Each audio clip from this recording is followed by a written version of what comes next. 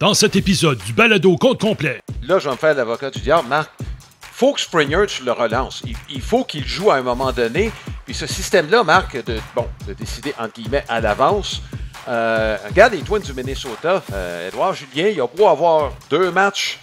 Si on considère que le lanceur suivant va lui donner du trouble, il ne jouera pas. Au jeu!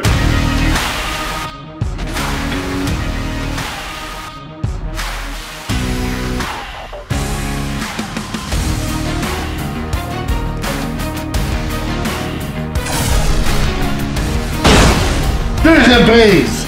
Compte complet! Le balado compte complet est présenté par Plan de match à Boucherville, votre centre d'entraînement et boutique de baseball avec cage de frappeur intérieur et lance-balles. Fier partenaire de votre passion.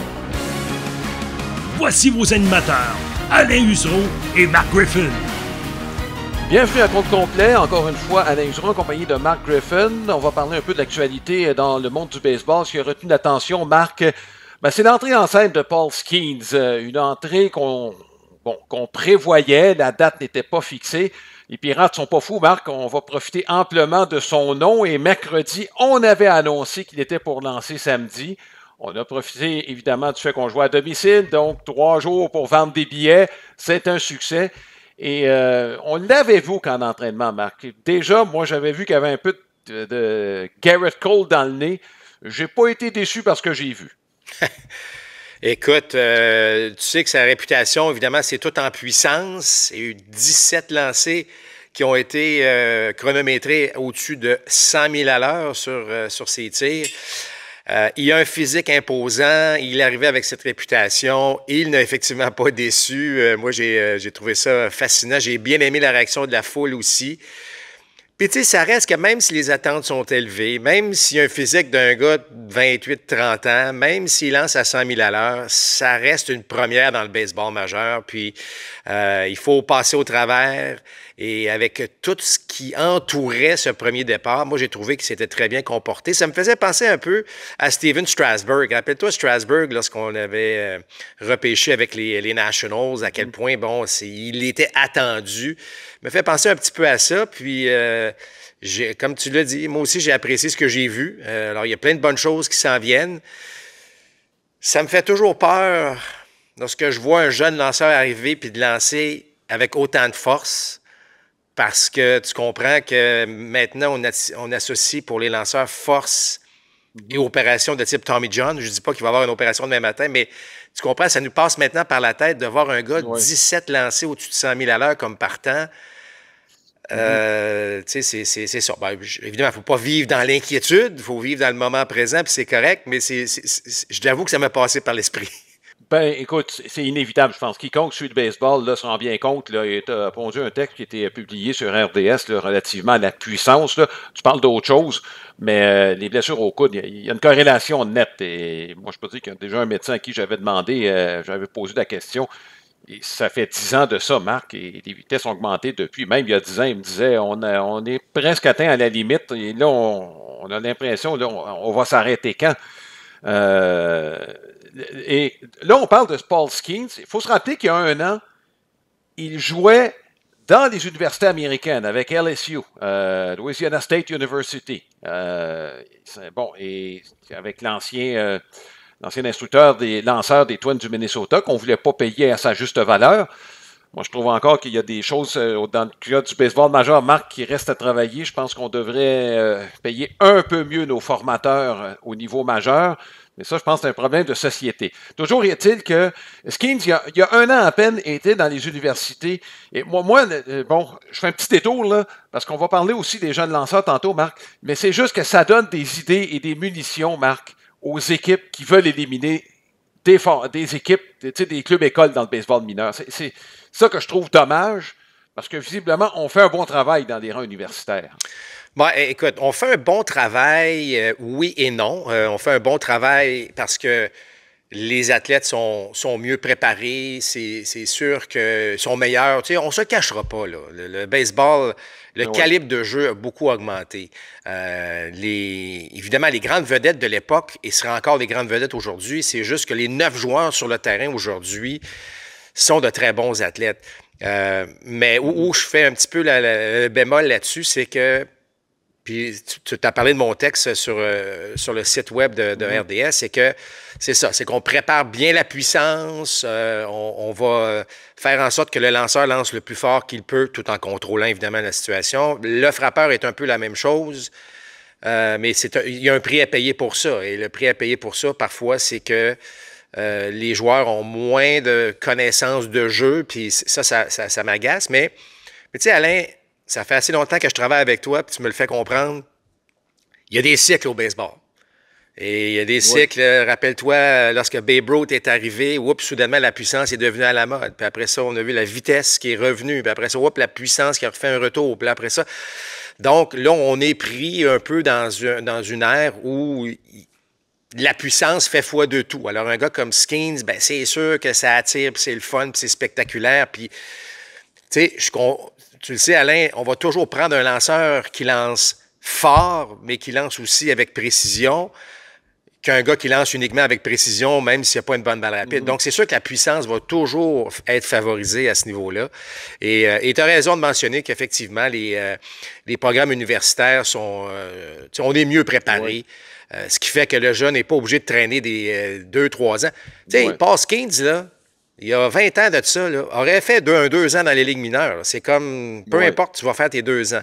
Là, c'est plus le cas. Puis, le manque de lanceurs, le manque de profondeur par organisation, puis on en a déjà parlé durant nos reportages, c'est qu'on amène des jeunes trop rapidement. C'est clair que ces gars-là, ils ont un répertoire digne des ligues majeures, mais il faut aussi penser qu'on n'est peut-être pas prêt ici, on n'est peut-être pas prêt à faire face à la musique.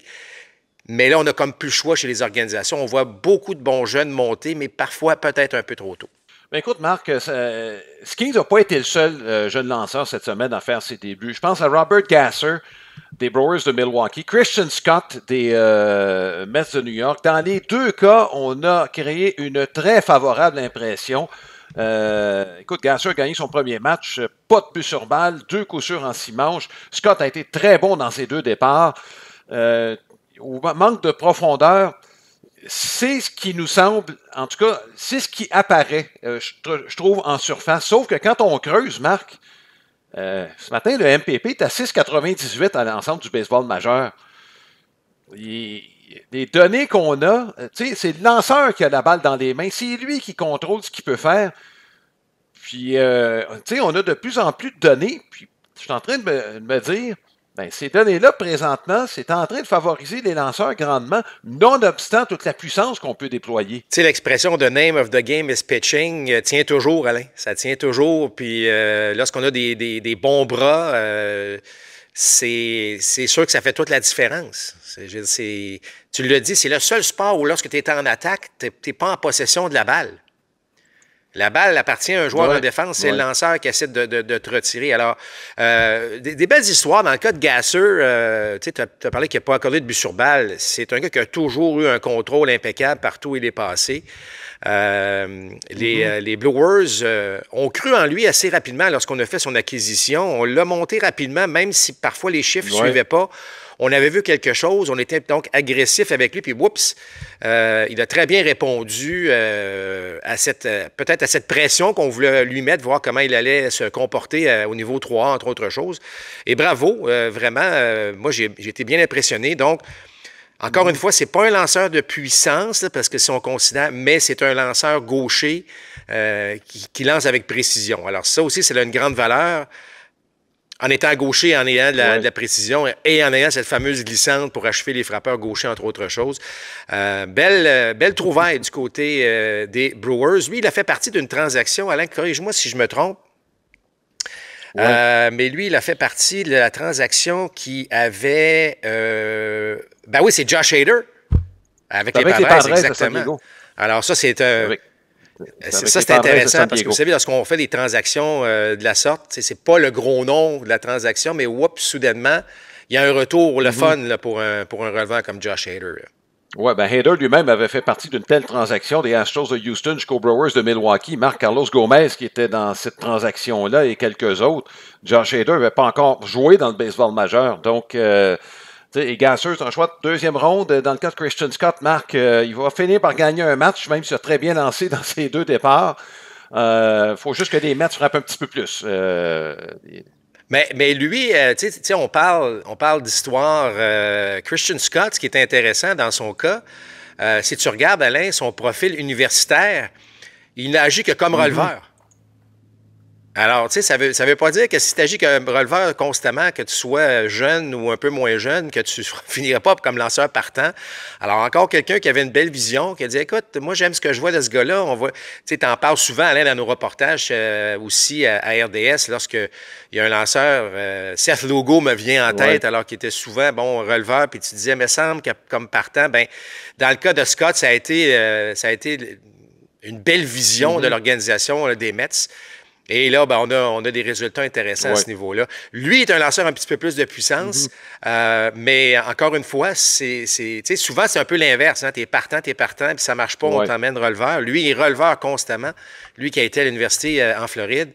Et là, soudainement, on le transforme en lanceur. Donc, ce sont des beaux messages parce que ça ne veut pas dire que si tu grandis en ayant une position où on t'a mis à un endroit, que ça va se terminer ainsi. Ouais. Alors, je trouve ça le fun comme histoire. Écoute, ça m'amène à la question du jour, Marc, et j'ai hâte de t'entendre là-dessus, qui est présentée par Sylmar Autoville. C'est votre détaillant pour les pneus de voiture et de camions classiques et antiques. On vous invite à consulter le www.sylmar.ca. Et est-ce qu'un lanceur peut contribuer à relancer une équipe? Je fais référence à Paul Skeens, là, compte tenu du battage publicitaire autour de lui. Marc, on a vu des joueurs de position souvent. C'est autour de lui qu'on va bâtir l'équipe. Je pense à Bryce Harper, par exemple, Vlad Guerrero quand ils sont arrivés.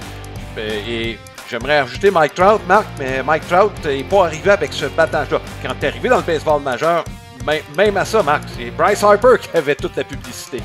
Bref, est-ce qu'un lanceur partant peut le faire? Moi, je pense que oui, Marc. Le fameux débat, il lance à tous les 5 jours. Je m'excuse, mais quand tu lances, tu es le joueur le plus important de l'équipe.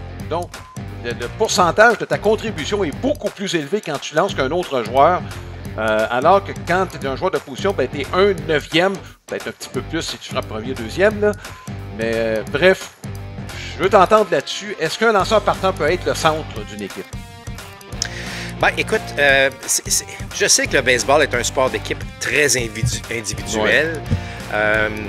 Puis, tu sais, on ne pourra pas vraiment mettre de côté l'aspect équipe. Tu sais, un joueur, on va s'entendre, ne peut pas faire toute la différence. Mais un lanceur dominant, où je suis d'accord avec toi, c'est que ça va au-delà du fait qu'il est dominant sur le terrain.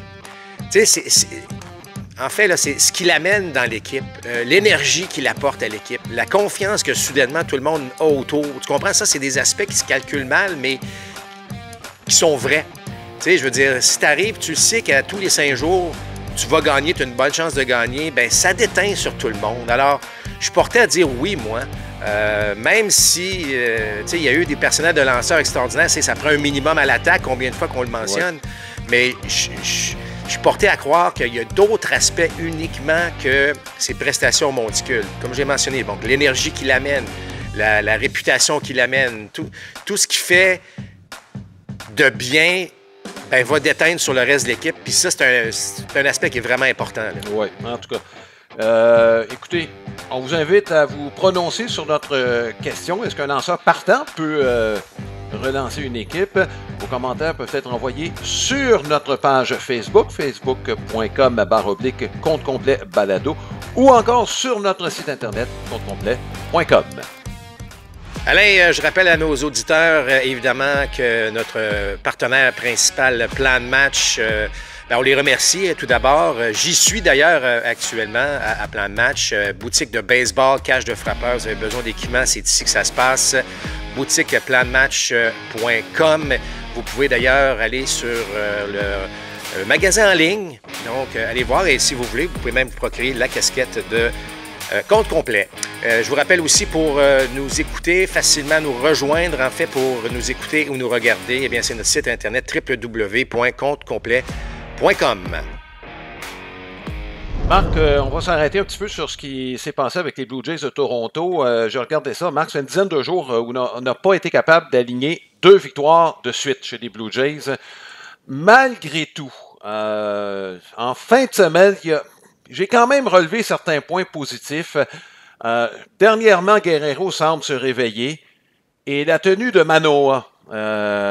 Évidemment, ça va en prendre plus à l'attaque. Là. Il y a des ennuis, de sérieux ennuis. Mais de ce côté-là, moi, je me demande s'il n'est pas temps là, de finalement donner le poste de deuxième but régulier à David Schneider. Ben oui, tu fais bien de mentionner qu'il y a des points positifs, même si la saison ne va pas comme on le souhaite du côté des Jays. Oui, dans le cas de Schneider, premièrement, non seulement devrait être dans la formation tous les jours, mais devrait frapper premier. C'était peut-être un autre débat qu'on aura tantôt. Mais toujours est-il que... Tu as vu, je ne sais pas si tu as remarqué Schneider, puis il y a un leg kick, là, excusez l'expression, mais il lève sa jambe davantage. Alors ça fait partie des ajustements qu'on a fait parce que sa synchronisation n'était pas optimale lorsqu'il avait un petit pas. Alors, on lui a proposé le fait d'avoir ce fameux leg kick et ça fonctionne très bien pour lui. Il met des balles en jeu avec aplomb. Il va avoir encore sa part de retrait sur des prises, mais il se rend sur les sentiers. Il est constamment sur les buts. Alors ça, c'est un aspect que j'aime beaucoup de lui. Puis c'est un retrait qui n'est pas facile. Même s'il retrait sur des prises, tu as quand même forcé le lanceur adverse à effectuer 5, 6, 7 lancers. Alors, je trouve qu'il est présentement le frappeur qui devrait frapper au premier rang de cette formation-là. Ceci étant dit, j'ai beaucoup aimé aussi Alek Manoah. Je sais qu'il part de loin, mais l'échantillon, je vais me garder une petite gêne parce que rappelle-toi, là, il y avait eu un bon départ au niveau 3, puis oups, on l'a ramené tout de suite. Je pense que c'est une période à long terme dans le cas de Manoah. C'est très encourageant. J'ai aimé son rythme. J'ai aimé la vélocité sur sa balle rapide. Il n'a pas raté beaucoup d'endroits de cible de son receveur. Fait qu'il y a plein de bonnes choses. En fait, la question que je me pose même du côté des Jays lorsque Manoah était au monticule, c'est pourquoi affronter... comment il s'appelle le premier but? Pas le premier... Santana.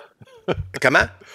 Carlos Santana. Bon, pourquoi avoir affronté Santana alors que Santana, tu as l'impression qu'à chaque fois qu'il joue contre les Jays, frappe le gros coup sûr dans le match. Mais bon, toujours est-il qu'effectivement, il y a des points positifs du côté des Jays. Mais bon, Alain, j'ai hâte qu'on prenne des décisions qui vont permettre d'avoir la meilleure formation à chacun des matchs. Tu ne peux pas te permettre actuellement, avec le retard qu'on est en train de se créer, de dire, ben là, aujourd'hui, ben, on va enlever, mettons, un Jansen de la formation, alors que Jansen est ton meilleur frappeur actuellement. Puis on décide de mettre un Vogelbach comme frappeur de choix, alors que Vogelbach, bon, on ne joue pas souvent. Tu vas me dire que c'est un droitier. Ça ne dérange pas Jansen, ça, si c'est un droitier. Tu sais, il y a des décisions comme ça. Varsho avait frappé des coups de circuit dans 2 matchs consécutifs. On lui donne une journée de congé. Lorsque tu vas bien au baseball, joue. Parce qu'une journée de congé, parfois, on dirait, enlève, c'est fou de même, là, mais ça enlève un peu ton fameux momentum. Je trouve pas que les Jays s'arrangent toujours pour mettre la meilleure formation. Tu marques, on a enfin un match explosif en attaque, avec Schneider au premier rang du rôle offensif. Ben, le lendemain, on décide de réinsérer George Springer. Là, je dis pas que ça aurait fait la différence, mais tu comprends, on se donne pas toutes les chances nécessaires de vouloir gagner aujourd'hui. Puis c'est ça qui me fatigue un petit peu avec les Jays. Oui, mais remarque, là, je vais me faire l'avocat du diable. Marc, il faut que Springer, tu le relances. Il faut qu'il joue à un moment donné. Puis ce système-là, Marc, de décider, entre guillemets, à l'avance. Regarde les Twins du Minnesota. Édouard Julien, il a beau avoir 2 matchs. Si on considère que le lanceur suivant va lui donner du trouble, il ne jouera pas. Et c'est pas les seuls. Là. Tout le monde joue chez les Twins du Minnesota. Là. Il n'y a personne qui reste plus de 2-3 matchs sur le banc. Puis c'est peut-être la meilleure équipe à l'attaque au cours des 2-3 dernières semaines.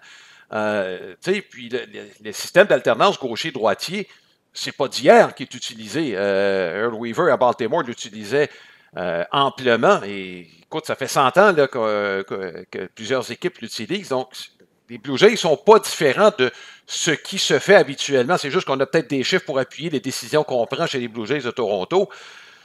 Il n'y a rien de nouveau là-dedans. Bon, mais là Alain, il faut faire attention. Premièrement, les Twins ont gagné 17 sur 20. Alors, ils peuvent faire ce qu'ils veulent avec leur formation. Ça fonctionne. Pas parce que l'autre le fait que c'est nécessairement bon. Personne n'a été capable de copier les Rays de Tampa. Dans leur façon de gérer une équipe, dans leur façon... tout le monde essaie, mais ça ne marche pas. Bien, ça marche parce que les Rays le font. Alors, chaque équipe a une identité. C'est pas vrai que ce qui se fait chez le voisin, ben c'est nécessairement bon pour toi parce que ta formation est différente, parce que la façon que tu gères est différente. Je comprends qu'il y a d'autres équipes qui mettent des formations différentes. J'ai pas de problème avec ça. Mais dans ton équipe actuellement, c'est pas de même que ça fonctionne.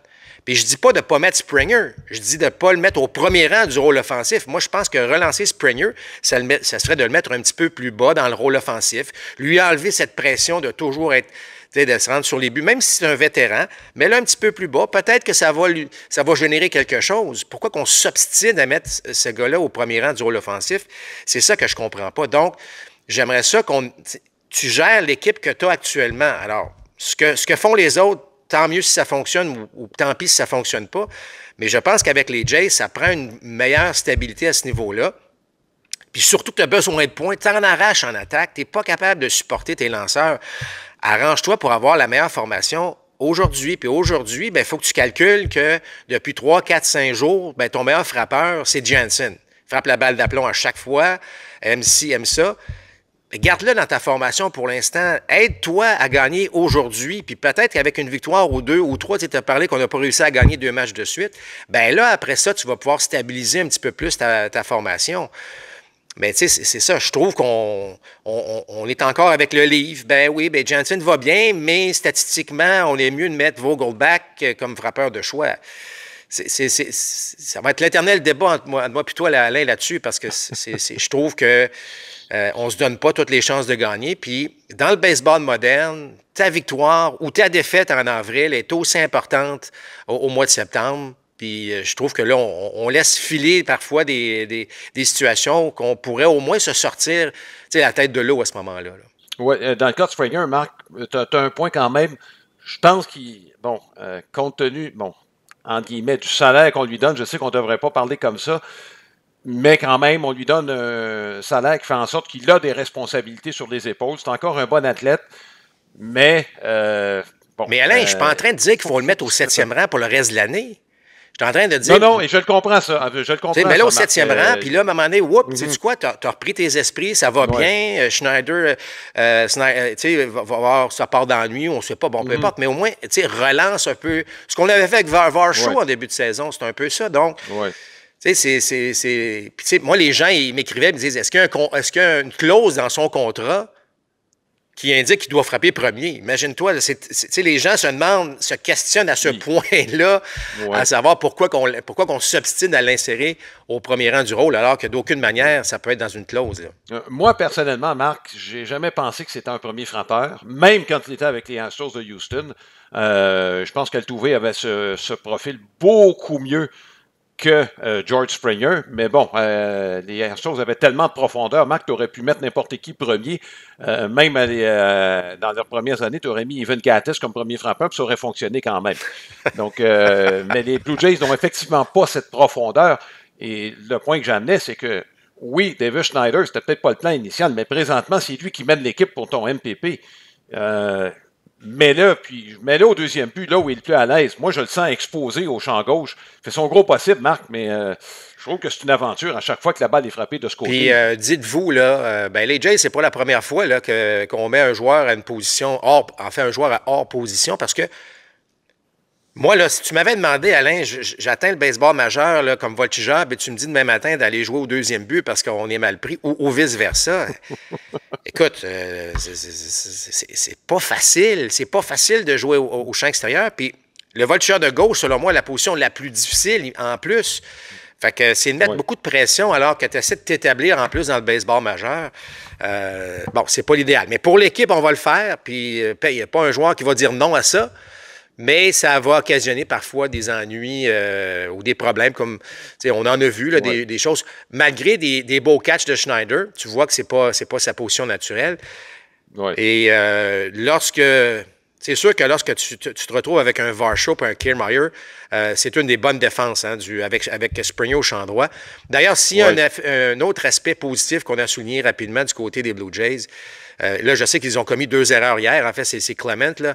Mais c'est quand même une des meilleures, sinon la meilleure équipe en défense du baseball actuellement. Donc, ça, c'est un aspect qui est extrêmement positif. Oui. Ben écoute, on verra ce qui s'en vient cette semaine. Marc, un gros test. D'abord, 3 matchs contre les Orioles de Baltimore et par la suite, le retour à domicile face aux Rays de Tampa. Je pense, écoute, Marc, perdre 4 lanceurs partants et être capable là, de soutenir le rythme qu'on a eu au cours des dernières années, on se doutait que c'était pour être difficile chez les Rays. On aura l'occasion de s'en reparler. La carte de baseball de la semaine maintenant, c'est une présentation de carte-dépôt.ca. C'est votre détaillant de cartes sportives et non sportives avec plus de 14 000 articles en vente sur eBay. Marc, Aurelio Rodriguez, est-ce que c'est un nom qui te dit quelque chose? Non. À part de l'avoir vu sur tes cartes de baseball. Bon, écoute, moi, je suis assez vieux pour m'en rappeler. C'est un excellent joueur défensif de troisième but dans la Ligue américaine dans les années 70. N'a pas gagné de Gant d'Or. La seule raison pour laquelle, c'est que c'est Brooks Robinson qui l'a gagné à chaque année pendant qu'il était là. Puis il n'y a personne qui votait pour quelqu'un d'autre. Tu sais, c'était les gérants à ce moment-là qui votaient pour le joueur défensif. Puis on se cassait pas la tête. Là, on mettait le nom de Brooks Robinson. C'était difficile de se tromper avec lui. Mais Aurelio Rodriguez, il y en avait quelques-uns. Buddy Bell, Greg Nettles, c'était l'ère où les joueurs de troisième but défensif pleuvaient dans la Ligue américaine. Toujours est-il qu'en 1969, c'est sa carte recrue, la carte Topps, de numéro 653. Il y a juste un hic, Marc, avec cette carte-là, c'est que celui qu'on aperçoit, c'est Léonard Garcia, qui était le préposé au bâton de l'équipe. Bon, ça n'a pas été corrigé. Cette année-là, on l'a enduré, cette carte-là. C'est un peu amusant. Ça me rappelle une anecdote avec les Expos, et je ne sais pas si Marc t'avait été témoin de ça. Je pense que non. Mais il y avait une station, je pense que c'était à Atlanta, une station télé qui avait demandé une entrevue avec Marquise Grissom. Et les Expos en avaient joué une à la station de télé. C'est Mel Rojas qui s'était présenté avec le chandail de Marquise Grissom et on n'avait vu que du feu. Non. Oui, monsieur. Écoute, celle-là est bonne. J'avais jamais entendu celle-là. Ouais. Écoute, je peux pas croire que Mel Rojas avait... écoute, tu l'as côtoyé. J'imagine qu'il y avait un certain accent. Bon, Marquise Grissom en avait un du sud des États-Unis.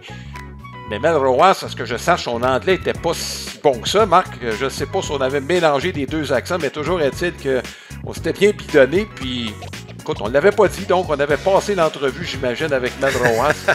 En tout cas. Ben, peut-être, en fait, avec l'accent. Puis, je vais te dire une chose. Moi, lorsque j'ai joué une couple de matchs avec les Expos, des matchs préparatoires à Montréal, ben, écoute, Marquise Grissom était avec l'équipe. Mais là, les gens appelaient à l'hôtel.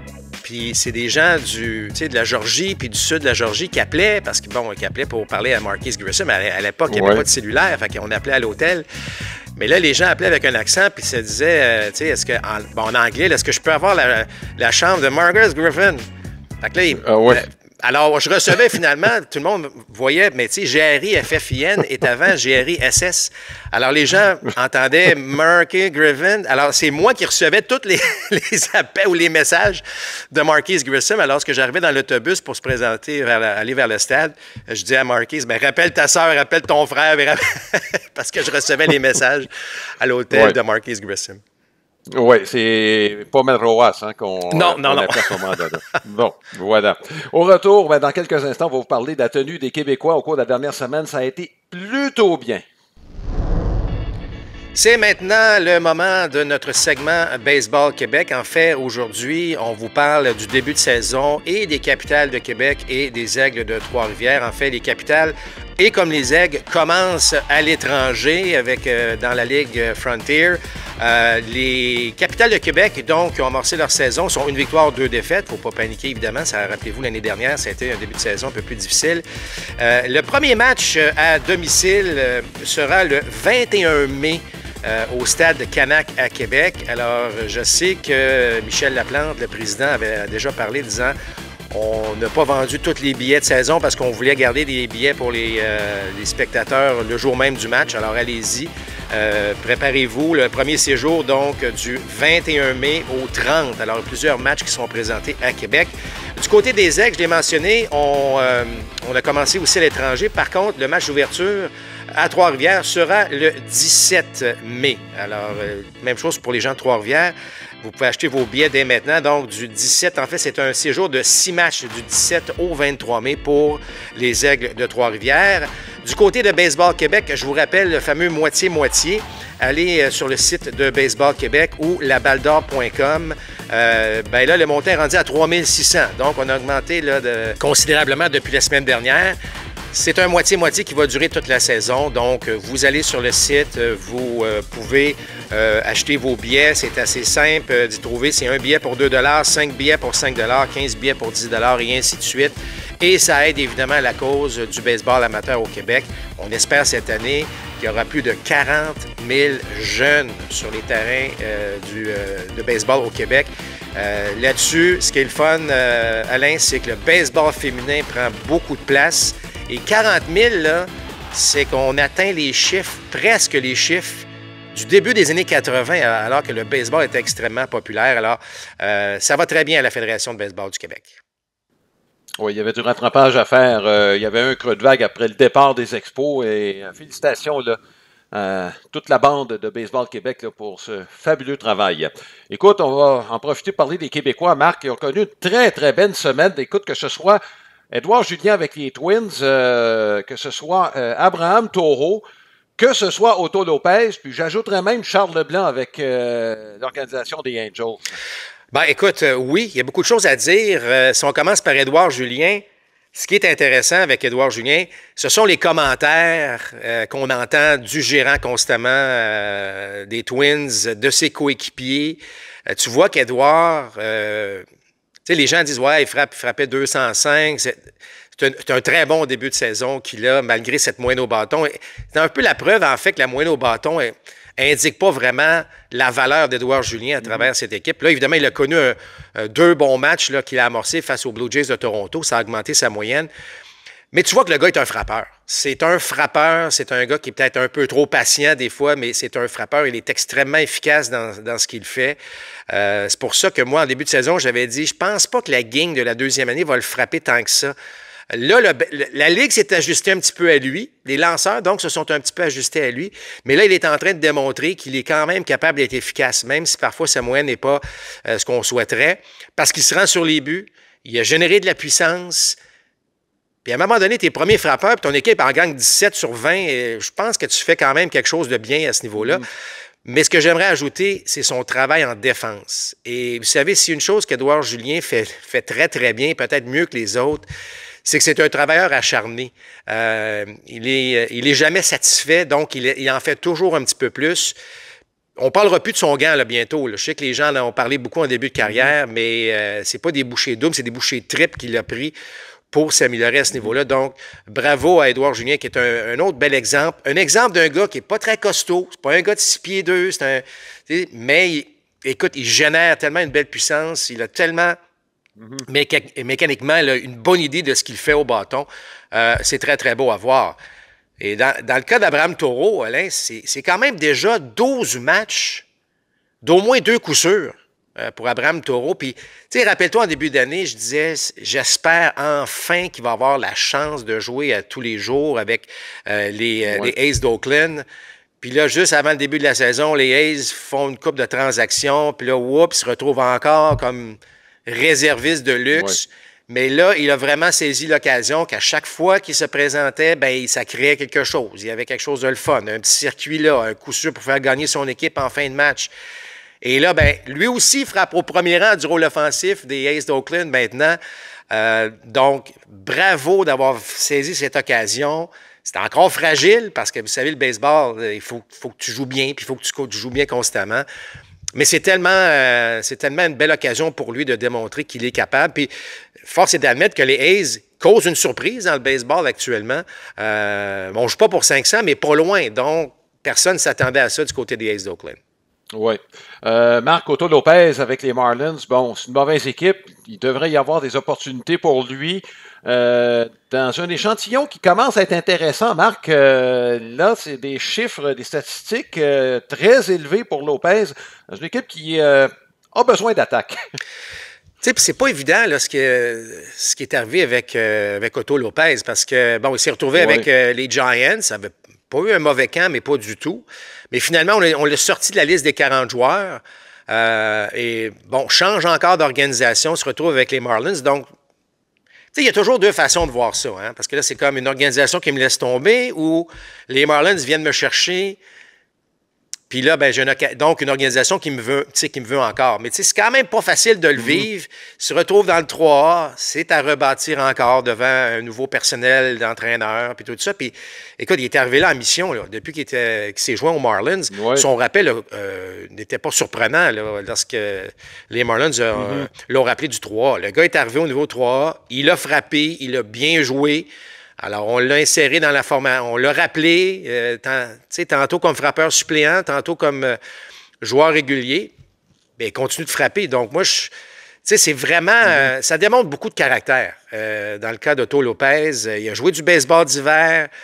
C'est pas facile. Là, il atteint le baseball majeur. Il va faire un petit peu d'argent, puis on lui souhaite parce que, il n'y a pas une tonne d'argent à faire dans les ligues mineures, là. Puis loin de là, pensez pas que les joueurs des ligues mineures professionnelles sont millionnaires. Ils sont vraiment pas millionnaires. Bien au contraire. Alors, c'est du travail. Ça fait des années dans l'organisation des Jays auparavant, puis du baseball d'hiver, puis tu essaies toujours de te prouver.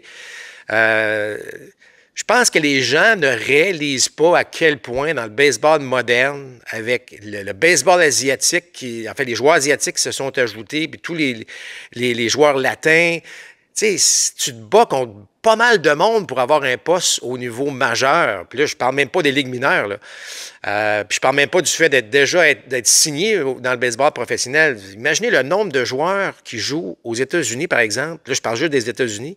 Au niveau secondaire et universitaire, il y a moins de 5 % qui vont signer un contrat professionnel. Donc, c'est vraiment l'entonnoir, là. Ça se resserre. Puis, et on a des gars d'ici qui passent là-dedans, qui réussissent à se faire valoir. Je pense qu'on leur donne pas assez de crédit. On en parle parce qu'évidemment, on est fiers de tout ça, mais c'est vraiment exceptionnel ce que ces gars-là sont en train d'accomplir. Là. Oui, Charles Leblanc, Marc, au mois de mai, avec la filiale 3A des Angels, c'est un MPP au-dessus de 900. Pas compliqué, là. Présentement, c'est peut-être le meilleur frappeur de l'équipe. Je sais que dans la Ligue de la Côte du Pacifique, là, c'est une ligue offensive. Mais il y a eu une séquence de 3 matchs de suite avec au moins un coup de circuit après un début de saison très difficile. Compte tenu, Marc, de ce qui se passe avec les Angels, j'espère qu'on va lui ouvrir la porte plus tôt que tard.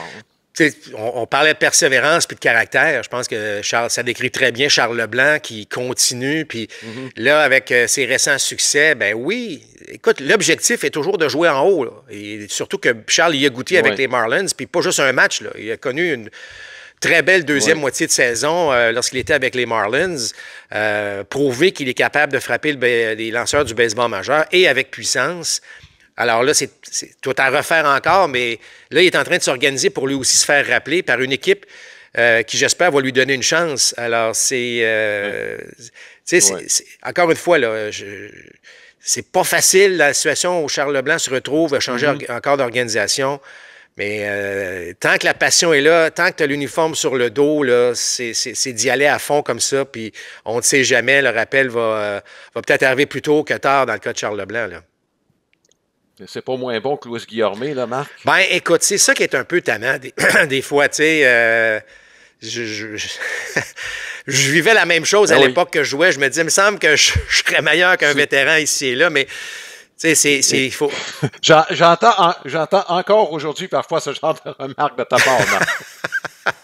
Ben, écoute, c'est normal, mais tu sais, les organisations, organisations qui se disent, ouais, mais lui, il a de l'expérience, tout ça, mais pourtant, tu regardes la façon, Alain, que les équipes sont gérées dans le baseball d'aujourd'hui, ça coûterait pas mal moins cher d'avoir un Charles Leblanc que d'avoir un Guillormé avec les Angels, mais on s'obstine encore quand même à prendre ce genre de décision-là, mais bon. Il y a toujours... L'important, c'est que les gars soient en santé, qu'ils jouent de la bonne balle, qu'ils se retrouvent au niveau mineur ou majeur, puis ça va les assurer d'un poste, puis on espère pour Charles un rappel aussi, là, prochainement. Oui. Bon, c'est le temps de vous inviter pour nos 3 matchs au cours de la semaine qui vient. L'horaire des matchs est présenté par la Boutique des Fans, votre boutique de cartes sportives et d'objets de collection à Hawkesbury. En plus de vous offrir des cartes Pokémon Magic the Gathering et des figurines Funko Pop. On vous invite à consulter laboutiquedesfans.ca. 3 bons matchs. On va voir la meilleure équipe probablement du baseball majeur présentement, les Phillies de Philadelphie, ce lundi soir contre les Mets de New York. C'est un match qu'on vous présente à 19h. mercredi. On espère que Édouard Julien sera le partant. Marc, il y a 3 départs seulement contre les lanceurs gauchers cette année. Est-ce que ça pourra augmenter? En tout cas, si la tendance se maintient, j'ai l'impression qu'il en verra davantage des pattes gauches au cours de l'année. Les Twins seront à domicile contre les Yankees de New York. C'est au Minnesota, match qui va commencer à 19h30. Et dimanche, on verra les Braves d'Atlanta à domicile contre les toujours intéressants Padres de San Diego. Match qui va commencer à 19h. Dans les 3 cas, au moment où on se parle, les matchs sont prévus à RDS 2. Ça pourrait changer puisque, bon, il y a différentes séries éliminatoires, que ce soit au basket ou encore hockey féminin ou Ligue junior majeure du Québec. Bref, tout dépend évidemment du développement de ces séries. Ça pourrait changer, mais au moment où on se parle, les 3 matchs au cours de la prochaine semaine seront présentés à RDS 2. Je précise que mercredi, Josué Pelé sera en ma compagnie pour le match des Twins du Minnesota contre les Yankees de New York. Marc sera de retour ce dimanche. J'espère que cela vous a plu. On vous souhaite une excellente semaine de baseball. Balado compte complet vous a été présenté par Plan de match à Boucherville, fier partenaire de votre passion.